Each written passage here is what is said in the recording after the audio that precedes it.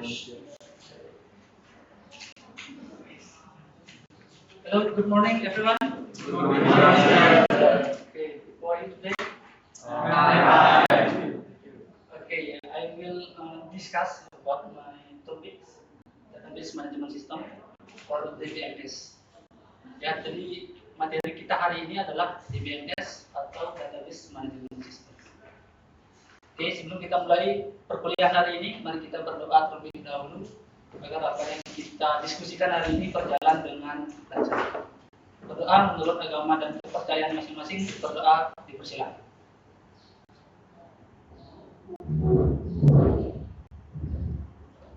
Berdoa selesai. Oke, jadi materi kita hari ini seperti yang sudah saya sampaikan adalah database management system. Nah, sebelum itu last week we have discussed about sistem informasi or information system. Jadi information system itu sudah kita bahas minggu lalu terkait dengan what is data, what is information, kemudian apa itu hubungannya antara data dan informasi. Ya, jadi kita akan mengingat dulu materi-materi sebelumnya, baru kita masuk ke dalam materi database management system. Oke, yang pertama adalah terkait dengan data.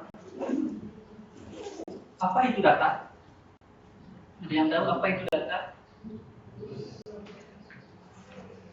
Data adalah bagaimana data itu bisa muncul di dalam diri kalian. Bagaimana cara kalian untuk mendapatkan sebuah data? How to create data? Bagaimana cara kita membuat sebuah data? Bagaimana cara kita mendapatkan sebuah data? Silakan. Dengan mengumpulkan beberapa fakta. Mengumpulkan beberapa fakta. Ada yang lain punya tanggapan yang berbeda? Apa itu data? Ya, silakan. Kita mungkin bisa mendapatkan data dengan melakukan survei, lalu melakukan kuesioner ataupun dengan lain sebagainya yang akan menghasilkan data. Oke. Kita bisa melakukan survei, kita bisa melakukan observasi, atau bisa melakukan beberapa kegiatan untuk mendapatkan data. Data itu bersifat fakta. Jadi data yang sudah kita dapatkan itu bersifat fakta. Nah, kemarin ya, kita sudah diskusi tentang apa itu data, kemudian bagaimana caranya data menjadi sebuah informasi. Ya, bagaimana caranya data itu menjadi sebuah informasi. Jadi data itu, kumpulan data itu akan menjadi sebuah informasi. Ya, the collection data becomes informasi. Bagaimana sebuah kumpulan data itu menjadi sebuah informasi. Nah, data yang menjadi sebuah informasi, apa yang perlu kita lakukan agar data itu menjadi sebuah informasi? Yang perlu kita lakukan adalah mengolah data atau memproses data. Sehingga kumpulan dari data-data ini kita olah, kita proses menjadi sebuah informasi. Nah, pertanyaannya sekarang adalah, setelah kita sudah mendapatkan informasi, setelah kita sudah mengumpulkan data hingga kita proses menjadi sebuah informasi, bagaimana caranya agar informasi ini bisa kita manfaatkan, bisa kita gunakan? Nah, kumpulan informasi ini menjadi sebuah pengetahuan, menjadi sebuah knowledge. Data becomes informasi becomes knowledge. Bagaimana sebuah data itu, kumpulan data menjadi sebuah informasi, kemudian informasi itu menjadi sebuah knowledge. Nah, pertanyaannya adalah, pengetahuan yang sudah kita miliki, kalian bisa dikatakan kalian sudah memiliki pengetahuan. Pak, saya sudah memiliki pengetahuan. Saya sudah kuliah, saya sudah sekolah dari SD sampai SMA, bahkan sekarang melihat merasa sudah memiliki pengetahuan, memiliki ilmu. Nah, pertanyaannya sekarang adalah, bagaimana cara kalian ilmu-ilmu itu, pengetahuan-pengetahuan yang kalian miliki bisa bermanfaat bagi masyarakat? How knowledge useful to society? Bagaimana pengetahuan itu bermanfaat atau atau berdampak bagi masyarakat. Ketika knowledge itu menjadi sebuah kebijakan. Ya, bagaimana sebuah pengetahuan itu menjadi sebuah kebijakan. Oleh sebab itu, pengetahuan atau ilmu yang kalian miliki bisa kalian gunakan, bisa kalian tuliskan, atau bisa kalian buat kajian untuk menjadi sebuah kebijakan. Atau kalian sarankan kepada pemangku kebijakan yang terkait untuk menjadikan pengetahuan-pengetahuan kalian itu menjadi sebuah kebijakan, sehingga kebijakan itu bisa bermanfaat bagi masyarakat. Nah, sampai di sana sudah ada yang dipahami? Sudah. Nah, sekarang saya ingin tahu dulu contoh bagaimana sebuah pengetahuan itu menjadi sebuah kebijakan. Bagaimana contohnya yang bisa kalian kira-kira contohnya seperti ini, Pak. Pengetahuan yang saya miliki hingga menjadi sebuah kebijakan untuk kebermanfaatan masyarakat. Ada yang bisa memberikan saya contoh? Mungkin silakan.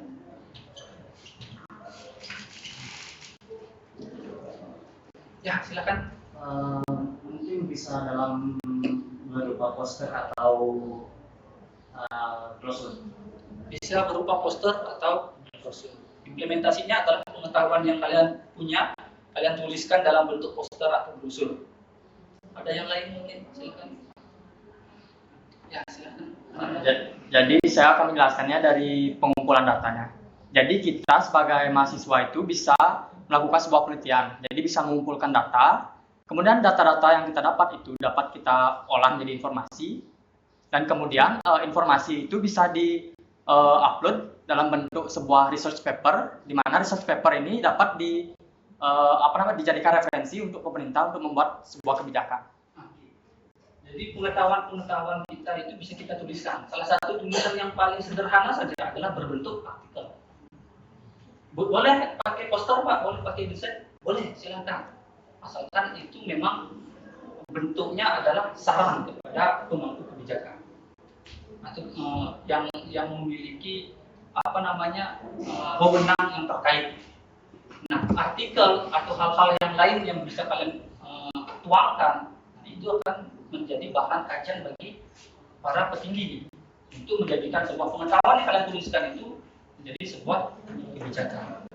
Ya, jadi ada data yang perlu kita pahami, kemudian kumpulan data itu akan menjadi sebuah informasi. Setelah informasinya kita punya informasi A, informasi B, informasi C, dan seterusnya, menjadilah sebuah pengetahuan. Nah, pengetahuan ini kalau misalnya mengendap saja di diri kalian, otomatis tidak akan berguna bagi masyarakat. Hanya berguna untuk diri sendiri. Agar pengetahuan ini bisa bermanfaat, useful bagi society, makanya pengetahuan ini perlu kita implementasi, perlu kita berikan sebuah memberikan sebuah lahan ya untuk kita tuangkan, implementasikan pengetahuan ini menjadi sebuah kebijakan. Nah, itu konsep dasar dari sistem informasi. Bagaimana sebuah data menjadi informasi.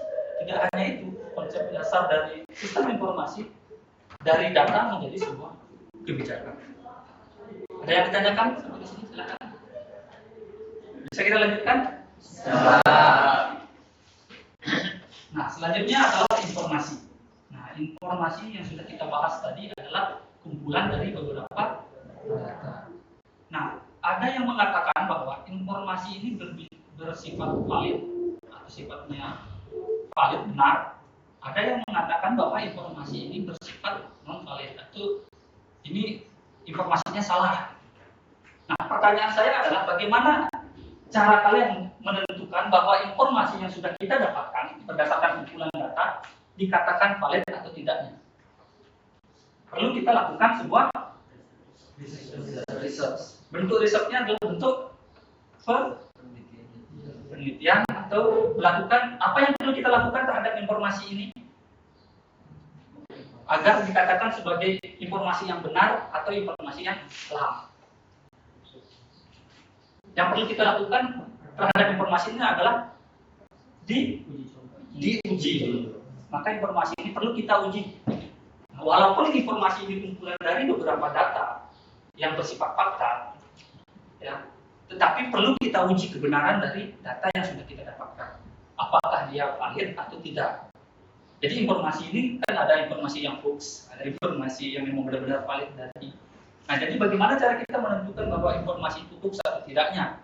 Maka yang perlu kita lakukan adalah mengujinya, menguji informasi yang sudah kita dapatkan. Ya, jadi informasi ini adalah data yang telah diproses sedemikian rupa sehingga meningkatkan pengetahuan seseorang, sehingga kita bisa mendapatkan pengetahuan yang memang benar-benar fakta, memang benar-benar real, nyata. Ya, itu adalah definisi dari informasi. Nah, kemudian pengetahuan. Dari pengetahuan yang sudah teman-teman dapatkan berdasarkan pengumpulan informasi, pengetahuan itu otomatis bersifat leveling. Artinya informasi yang sudah kita dapatkan itu ada kategorinya. Misal, saya sebagai seorang dosen memberikan sebuah materi kepada kalian tentang mata kuliah sistem informasi. Artinya saya mungkin saja tidak tahu tentang sistem operasi. Bapak Andika hanya bisa sistem informasi. Atau contoh nyatanya misalnya seperti Pak Andika bisa di bidang multimedia, tetapi dia tidak bisa di bidang website, misalnya seperti itu.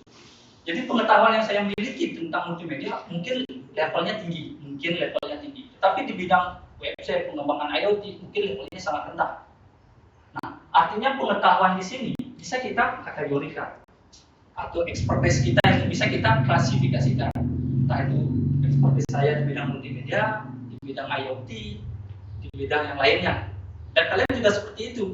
Entah expertise kalian di bidang apa, programming mungkin, atau bidang-bidang yang lainnya. Nah, jadi pengetahuan itu bisa kita klasifikasikan. Ya. Kemudian berdasarkan pengetahuan yang sudah kita miliki, expertise yang sudah kita miliki, lalu kita manfaatkan untuk masyarakat sehingga menjadi sebuah. Ya, jadi tidak ada kecil kemungkinan ada banyak yang mengetahui tentang semua ilmu pengetahuan. Nah, kecuali yang mengatakan bahwa konsep dasar dari ilmu pengetahuan itu kan adalah filsafat. Jadi mungkin hanya teoritis dan konsep dasarnya saja yang dipahami. Tapi secara teknis kita harus mengujinya lagi. Secara teknis, misalnya apa itu multimedia, apa itu sistem informasi? Mungkin sebagian besar orang akan mengetahui apa itu multimedia, apa itu sistem informasi. Tetapi bagaimana cara mengembangkan sebuah produk multimedia? Tidak semua bisa. Tidak semua orang bisa mengembangkan multimedia seperti itu. Jadi konsep dasarnya ilmu pengetahuan adalah filsafat, tetapi teknisnya, expertise di bidang-bidang tertentu itu perlu kita kuatkan lagi, perlu kita uji lagi. Ya, jadi ada data, ada informasi, ada pengetahuan dan ada kebijakan. Nah, kemudian ini ada contoh yang persis saya sampaikan tadi, bagaimana data itu menjadi sebuah informasi, karena ini adalah mata kuliah sistem informasi. For example, misalnya kalian pergi ke ATM, ya, pergi ke sebuah ATM, ya, you insert card ATM in the ATM, kemudian data-data yang dimiliki oleh bank tentang kalian, baik itu nama kalian, saldo kalian, tanggal lahir, dan semua data tentang kalian di dalam bank itu akan diproses sesuai dengan apa yang menjadi permintaan kalian untuk ditampilkan di dalam layar. Jadi data dalam bank ini akan memproses data atau kartu yang sudah kalian masukkan. Ya, kartu yang sudah kalian masukkan ke dalam ATM, mesin ATM itu akan diproses datanya berupa apa. Kalau kalian ingin menampilkan sebuah saldo, akan diproses berapa kalian memiliki saldo di dalam ATM. Ya, akan dicek saldonya seperti apa, berapa nominalnya, misalnya 100.000, 200, sampai misalnya 50 juta dan seterusnya. Ya, setelah sudah dicek, baru akan ditampilkan sebagai informasi. Jadi di dalam bank itu memiliki data. Inilah disebut sebagai data, kumpulan dari beberapa beberapa data. Nah, data yang dimiliki oleh bank itu tidak hanya satu atau dua. Jadi banyak sekali data yang sudah dimiliki oleh bank tentang kalian nih. Entah itu nama, jangankan nama, hal-hal yang bersifat privasi itu sudah dimiliki. Karena sebelumnya kalian sudah menyimpulkan data-data itu saat penempatan atau ATM atau buku tabungan. Nah, data-data itu yang akan diproses berdasarkan permintaan kalian. Setelah diproses, maka muncullah sebuah informasi. Nah, contoh kecilnya adalah seperti ini. Bagaimana data becomes informasi. Data menjadi sebuah informasi ketika data itu diproses. Ya. Nah, itu contoh kecil dari data menjadi sebuah informasi. Nah, selanjutnya baru kita bahas terkait dengan database management system. Nah, apa hubungannya data dan informasi terhadap database management system?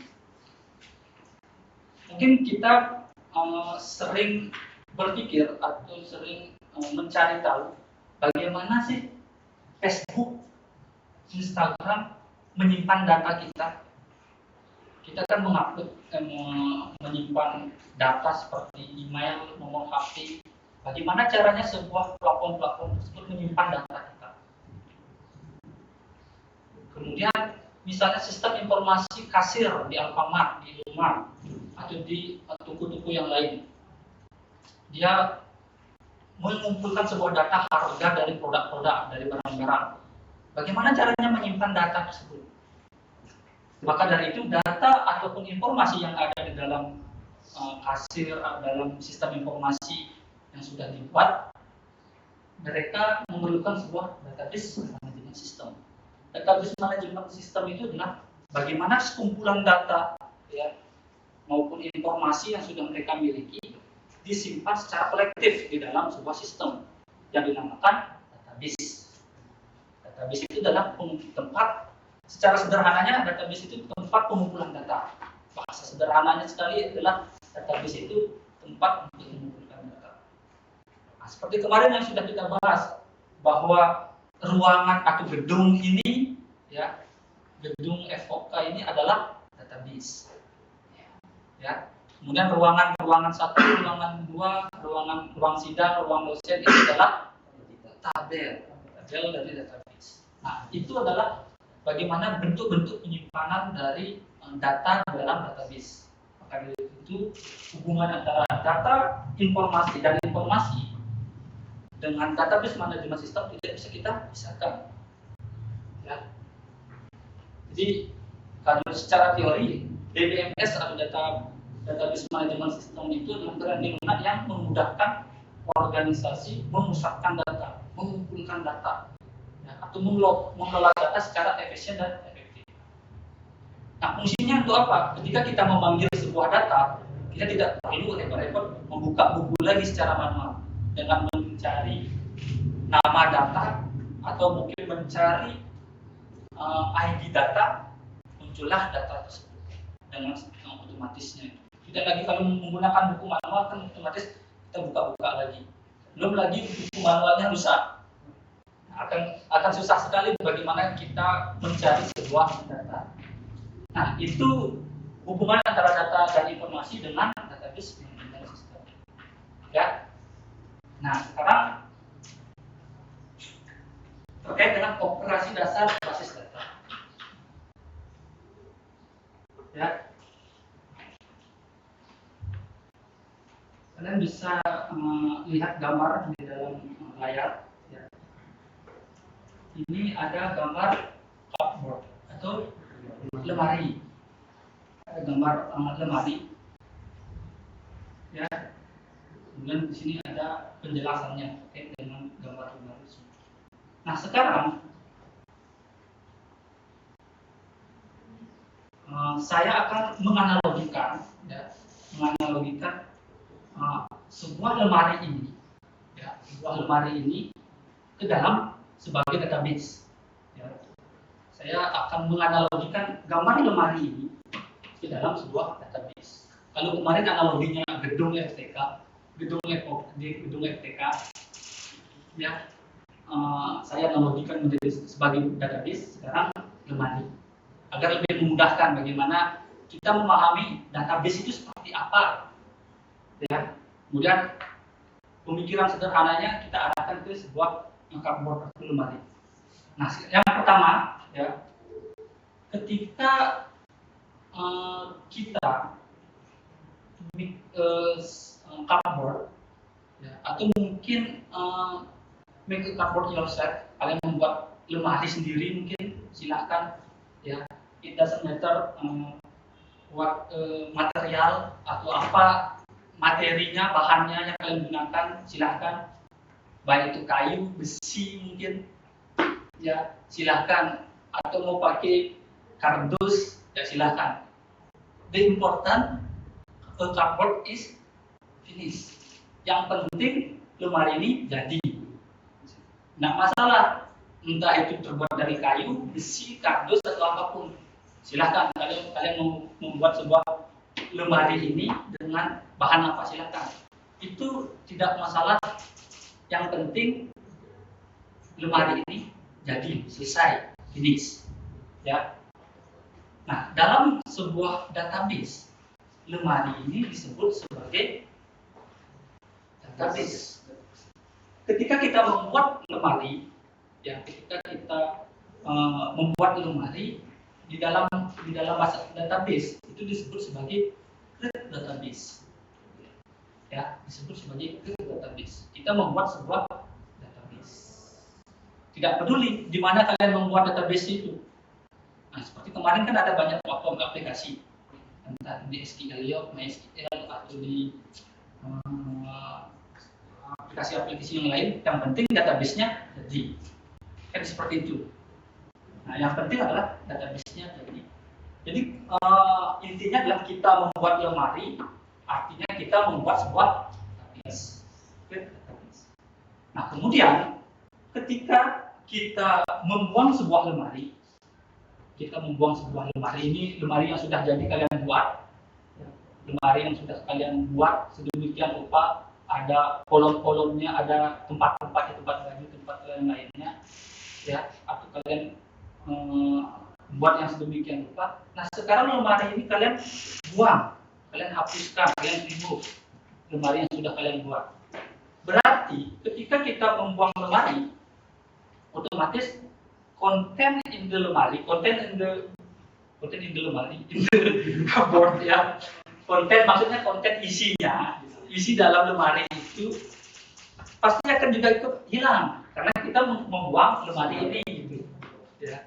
Kita membuang lemari ini, otomatis baju, celana, kalau misalnya ada sepatu, ada celana dalam mungkin yang kalian miliki, kalian taruh di sini, pasti akan ikut hilang karena lemari yang kalian buat sebelumnya itu kalian buang, kalian hapuskan, ya, kan otomatis hilang. Nah, dalam database, ketika kita sudah membuat database, baik itu sudah ada isi tabelnya, ada isi datanya di dalam database. Ketika kalian hapus database, maka isi dalam database itu juga ikut hilang. Nah, dalam database itu dinamakan sebagai drop database. Nah, itu ya. Ketika kita menghapus lemari ini, konten di dalam lemari ini akan juga ikut hilang. Begitu juga dengan database-nya. Kalau database yang sudah kalian buat dengan ada isi-isinya, otomatis isi dalam database itu juga ikut hilang. Itu dinamakan sebagai drop database. Ya. Nah, selanjutnya ketika kita membuat sebuah lemari sudah jadi, lemarinya sudah jadi, tetapi masih kosong. Lemarinya kosong, hanya ada kosongan seperti ini, ya, ada kosong, belum ada isi baju, belum ada isi sepatu, belum ada isi celana. Nah, ketika lemari sudah jadi, sekarang kita mengisi lemari itu dengan pakaian kita, dengan celana kita, dengan aksesoris kita di dalam sebuah lemari. Otomatis kita harus menyesuaikan pakaian yang kita miliki dengan daya tampung dari lemari tersebut. Jangan sampai kalian ada lemari, kalian taruh kulkas. Nah, itu tidak sesuai dengan tempatnya, ya. Ya. Jadi kalau ada lemari, kalian taruh barang-barang yang besar, taruh televisi misalnya, nah itu kan tidak sesuai. Jadi ketika kita membuat sebuah lemari, ya, kita menginputkan atau memasukkan bahan produk atau memasukkan pakaian kita atau menginputkan barang sesuai dengan space-nya, sesuai dengan tempatnya, sesuai dengan kapasitasnya, ya, kapasitas dari lemari. Maka dari itu kita akan menginputkan sebuah isi dalam sebuah lemari. Untuk menginputkan isi dalam sebuah lemari, maka kita membuat sebuah namanya. Kalau dalam lemari berarti kita membuat apa? Rak. Kita membuat sebuah rak dalam lemari. Nah, pembuatan rak dalam lemari dalam database disebut sebagai jadi kita membuat sebuah tabel dalam database untuk mengisi data-data sesuai dengan nama tabelnya. Nah, kalau misalnya ini membuat rak, berarti kita menginputkan rak ini rak baju, rak sepatu. Kalau di dalam database tabel baju, tabel sepatu, seperti itu. Nah, itu analoginya, sehingga kita sudah paham ternyata rak lemari ini adalah database, kemudian rak yang ini adalah tabel. Kemudian bajunya ini adalah sepatu yang kita masukkan itu adalah data. Ya.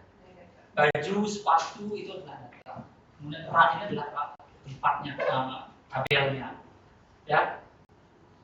Nah, sedangkan lemari ini sudah selesai, sudah ada rak, sudah ada tabel dalam database, kemudian sudah ada isinya, ada baju, ada sepatu, ada tas, ya.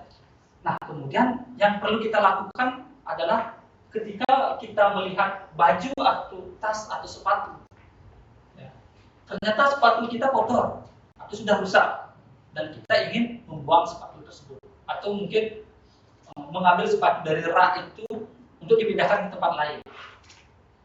Bahasa sederhananya mungkin membuang sepatu tersebut. Yang perlu kita lakukan dalam hal tersebut adalah apakah kita membuang lemarinya, atau kita membuang raknya, atau kita membuang sepatunya saja yang rusak. Membuang sepatunya. Kalau misalnya ada banyak baju, ada banyak sepatu, kemudian di sini ada sepatu yang rusak. Jadi yang perlu kita buang sepatunya saja. Jangan raknya kalian buang bukan. Enggak. Jadi sepatunya saja yang kalian buang. Ya, sepatu yang kalian buang, sehingga awalnya ada 5 sepatu misalnya di sini, kalau kita buang 1 tinggal 4.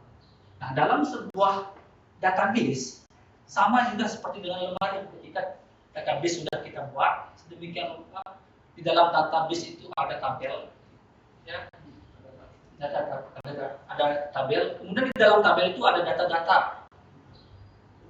Nah, kemudian kita ingin menghapus data nomor 1. Nah, itu dalam database disebut sebagai delete apa drop? Delete apa drop? Disebut sebagai delete apa drop?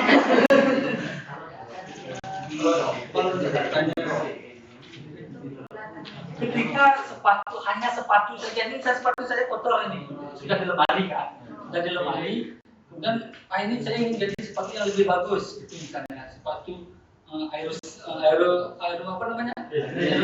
Misalnya, saya ingin sepatu jelek, saya ingin ganti. Nah, kemudian saya membuang sepatu saya.